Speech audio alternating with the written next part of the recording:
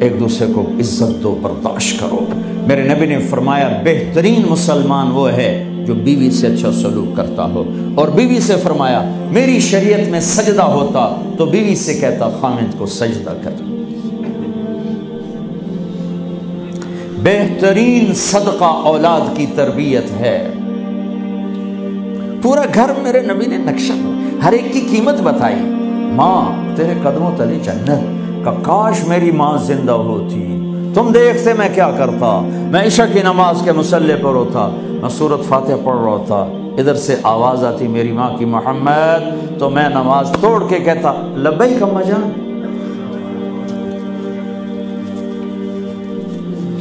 باپ کا تیرے جنت کا دروازہ ہے، باپ تیری جنت کا دروازہ ہے، کھولنا توڑنا نہیں، کھولنا توڑنا نہیں، توڑ دیا تو جنت میں نہ جا سکو گے۔ سب سے بہترین مسلمان جو بیوی سے اچھا سلوک کرے، سب سے بہترین عورت جو اپنے خامند کی منشا کو دیکھے۔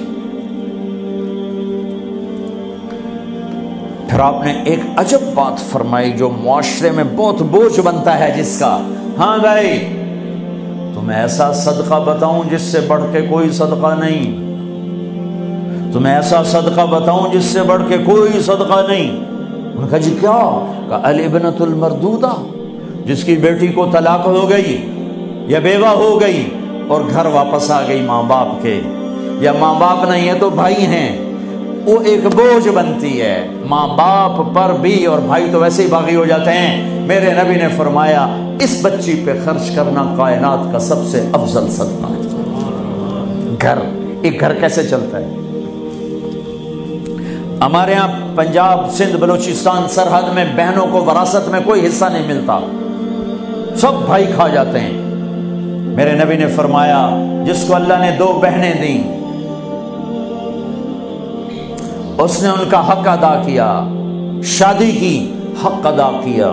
ماں باپ کی وراثت میں سے ہوتا ہے، اگر میں نے کوئی خود کمایا ہے اس میں بہنوں کا حق نہیں، ماں باپ سے اگر 1 روپیہ بھی آیا ہے تقسیم کیا جائے گا۔ جس نے بہنوں کا حق ادا کیا، شادی کی حق ادا کیا، اس پہ جنت واجب ہو گئی۔ جس کو اللہ نے 3 بیٹیاں دی، اس نے ان کی ڈولی اٹھائی، وہ جنت میں میرے ساتھ یوں ہوگا۔ ایک بولے اگر 2 ہوں، کہ جس نے 2 بیٹیوں کی شادی کی وہ بھی ایسے ہوگا۔ اللہ بھلا کرے۔ ایک صحابی کا کہ جس کی 1 ہو، کہ جس کی 1 ہے، اگر اس نے اس کو عزت سے رخصت کیا تو وہ بھی میرے ساتھ ایسے ہی ہوگا۔ پھر کئی بچیوں کو طلاق پڑی ہے کہ اس کو بیٹا نہیں ہوتا۔ یہاں آنے سے پہلے کا واقعہ، پنڈی سے بچی رو رو برا حال اس کا، میں تو فون سنتا ہی نہیں ہوں ایسے کہ میرا تو کلیجہ پھٹ گیا ہے۔ ہے کہنے لگی کہ سسرال نے کہا تھا بیٹی ہوئی تو طلاق دے دیں۔ میں نے کہا اس میں میرا کیا قصور ہے، اور بیٹی ہی ہوئی اور مجھے طلاق پڑ گئی، اور میں گھر آ گئی 22 سال کی عمر میں۔ بیٹی دینے والا اللہ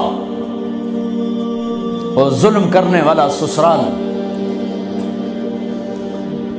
میرے نبی کو اللہ نے بیٹے دے کے اٹھا لیے، قاسم اٹھا لیے، عبداللہ اٹھا لیے، ابراہیم اٹھا لیے، 4 بیٹیاں دی، 3 زندگی میں اٹھا لی، زینب، ام کلثوم، رقیہ، تینوں آنکھوں کے سامنے چلی گئیں۔ فاطمہ سے نسل چلی، آپ نے فرمایا لوگوں کی نسل بیٹے سے چلتی ہے، میری نسل میری بیٹی فاطمہ سے چلی۔ اس لعنت کو دھویا۔ عورت کا کیا قصور ہے اگر اس بیچاری کو بچیاں ہو رہی؟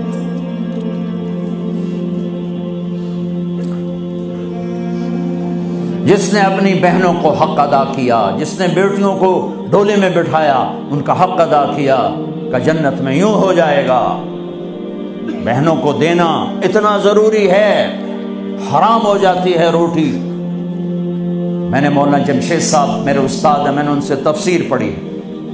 میں ایک دن شہد کی بوتل لے کر گیا، پرانی بات ہے 76-77۔ میں نے کہا حضرت یہ ہدیہ ہے۔ فرمایا کہاں سے لائے ہو؟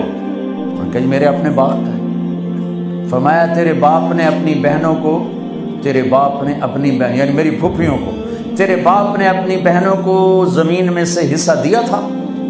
یہ سوال کیوں کیا؟ 10 روپے کی شہد کی بوتل تھی اس وقت، کہ اگر دیا تھا تو یہ میں لے لوں گا، اگر نہیں دیا تو پھر یہ حرام ہے، میں نہیں لوں گا، یہ مطلب تھا۔